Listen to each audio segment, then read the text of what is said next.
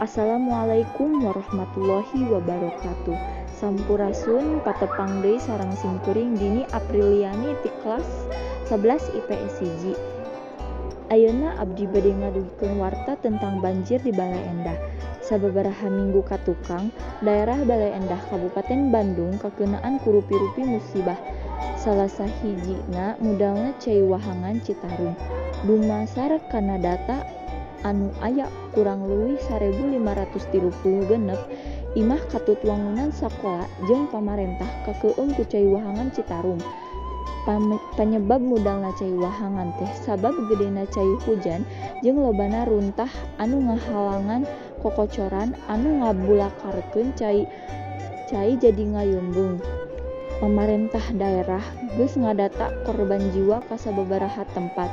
Sabab dumasar kana hasil laporan ti warga masyarakat teu saeutik ayana korban jiwa anu kabawa banjir.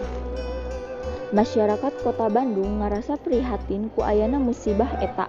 Masyarakat oge ngayakeun tarekah ngumpulkeun warga keur sumbangkeun ka warga anu kakeunaan musibah eta. Sakitu wae warta anu tiasa ku simkuring dugikeun.